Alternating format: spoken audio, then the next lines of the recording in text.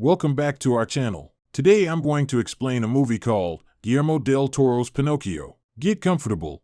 Prepare to be transported to a world of magic, grief, and adventure as the story of Geppetto and his wooden creation, Pinocchio, unfolds before your eyes. The film begins with the soothing voice of Sebastian J. Cricket, narrating the tale of Geppetto, a woodcarver who lived with his son Carl during the chaos of World War I. Geppetto and Carl spent their days working on Geppetto's creations and sharing stories, enjoying a peaceful life until, one day, everything changed. Geppetto is hired to build a crucifix at the church, but fascist planes disrupt their plans when they drop bombs on nearby locations. While rushing home, Carl returns to the church to retrieve a pine cone he dropped, which Geppetto had deemed perfect due to its intact scales. Tragically, a bomb drops on the church, killing Carl before his father's eyes. Geppetto's grief for his son is all-consuming and lasts for many years, even after he buries the pine cone in the earth and it grows into a tree over Carol's grave. Geppetto chops down the tree, which Sebastian had been living in, and takes a large log of it to his house.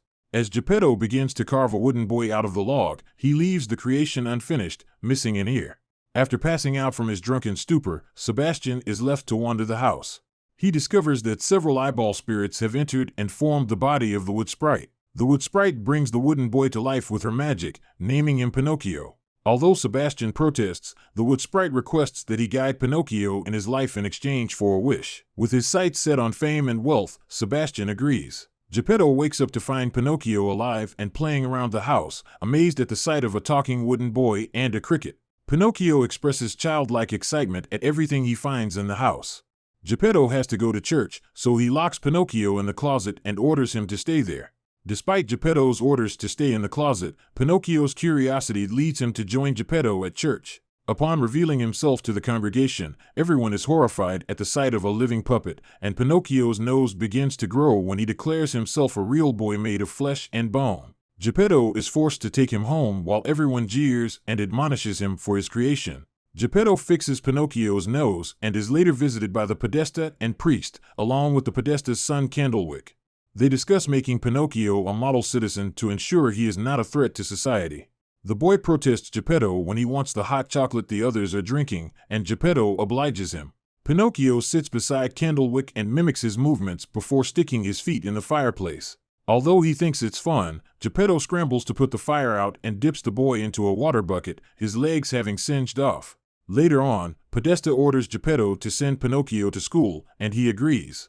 When Geppetto goes to sleep, Sebastian tells Pinocchio about Carlo and how Geppetto continues to mourn him. As Pinocchio goes to help Geppetto work at the church, he is spotted by a white monkey called Spazzatura, who belongs to a showrunner called Count Volpe, whose circus has seen little business in recent years. Spazzatura runs to Volpe and shows him Pinocchio, whom Volpe believes will become his newest star attraction.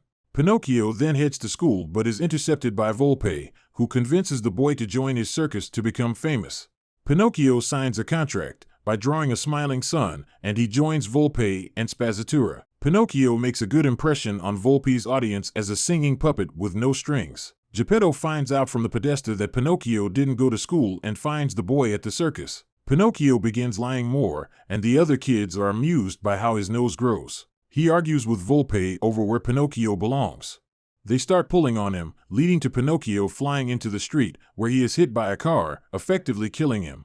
Pinocchio wakes up in the afterlife and finds a flock of black rabbits gathered around as they bring the deceased into this realm. They tell Pinocchio that he needs to talk to Death herself in order to sort out his dilemma. Later on, Pinocchio meets Death, the sister of the wood sprite. She is annoyed that her sister gave life to Pinocchio. Still, she explains that since he is not technically a real boy, he can continue dying and returning to life repeatedly after specific waiting periods. She also tells him that he will eventually outlive everyone close to him. Pinocchio returns to life before Geppetto, Volpe, the Podesta, and others. The Podesta thinks Pinocchio being immortal can make him a helpful soldier in the war. Still, Volpe insists Pinocchio belongs to him since he signed the contract and claims that Geppetto would owe him money. Geppetto takes him home, argues with Pinocchio since he wants to join the war, and calls him a burden. This makes him sad since he thinks Geppetto means it, but Sebastian tries to convince him otherwise. Thinking he can help his father financially, Pinocchio runs off to join the circus, trapping Sebastian under a cup to prevent him from stopping him. Pinocchio returns to Volpe and asks that he send Pinocchio's earnings to Geppetto, to which Volpe agrees even though he is clearly lying. Geppetto finds Sebastian after he freed himself, but was knocked unconscious, and finds that Pinocchio has fled. After Geppetto sits to feel sorry, Sebastian tears into him about how Pinocchio gave him love, and Geppetto just made him feel bad. They resolve to go and find the boy themselves. They take a boat to an island where he may be headed, but they are devoured by a sea monster. Pinocchio continues to be a hit for Volpe's show. Spazzatura uses marionettes to speak to Pinocchio, saying that Volpe isn't actually sending Geppetto his money and is using him while also claiming Spazzatura is his favorite. Pinocchio doesn't believe Volpe would do that, and the Count overhears. He beats Spazzatura for trying to turn Pinocchio against him. Still, the boy confronts Volpe for his treatment of the monkey. Volpe shows Pinocchio his true colors and says he is the master of both him and Spazzatura, threatening both of them if they try anything against him again. Volpe puts on a show for Prime Minister Benito Mussolini, as he is said to like puppets. Pinocchio then puts on a crude display to mock Mussolini in front of Volpe as payback. While the children in the audience are amused, Mussolini is not. He orders Pinocchio to be shot and the circus to be burnt down. Pinocchio returns to the afterlife and waits to be revived. Pinocchio reawakens on his way to a fascist training camp along with Podesta and Candlewick. While there, Pinocchio befriends Candlewick as he reveals his feelings towards his father for how he is trying to mold him into his image and fight in an unnecessary war. They play a game of capture the flag using paintball guns and have fun doing it. Still, when they announce they have reached a tie, Podesta orders Candlewick to break the tie and shoot Pinocchio with a real gun. Airplanes then begin flying overhead to attack. When Podesta continues to demand Candlewick pick up the gun, he stands up to his father for the first time. The Podesta attempts to shoot Pinocchio himself, but Candlewick hits him with a paintball gun and gets him caught in a net, trapping him just as he watches a bomb drop down on him and the school. Pinocchio is thrown into the ocean but is found by Volpe and Spazzatura. The Count ties Pinocchio to a cross and prepares to burn him for costing him his show and humiliating Mussolini. Pinocchio pleads with Spazzatura, and the monkey finally turns on his master. He frees Pinocchio and tackles Volpe off the cliff, where he lands on a rock, and Spazzatura falls into the ocean. Pinocchio jumps in after him, and they are swallowed by the same sea monsters that got Geppetto and Sebastian. Pinocchio reunites with Geppetto and comes up with a way to get them out of the monster. He begins to tell enough lies to get his nose to grow big enough to reach the monster's blowhole. As Pinocchio makes his way over, he falls with Geppetto, but the monster blows everyone out of the hole. The monster then goes after Pinocchio, who has found a sea mine and gets the monster to latch it onto its tooth. The monster then starts charging toward Geppetto, Sebastian, and Spazzatura. Still, Pinocchio activates the mine and blows the monster into chunks. When Pinocchio gets to the afterlife, he begs Death to let him go back faster to save Geppetto, but she warns him that if he breaks the rules, he will become mortal and not come back to life. Pinocchio shatters the hourglass that sends him back, so he goes immediately to save Geppetto from drowning.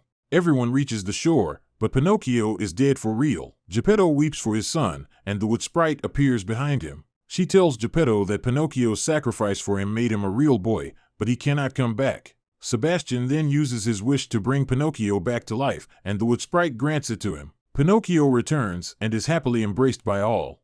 Sebastian concludes his tale by saying that Pinocchio had many great memories with Geppetto, Spazzatura, and himself. However, as Death told him, everyone Pinocchio loves will have to go someday, and Geppetto, Sebastian, and Spazzatura all pass on one by one. After Pinocchio is left alone, he heads off for a new adventure. During the credits, Sebastian is shown as having told the stories to the Black Rabbits before breaking into a song.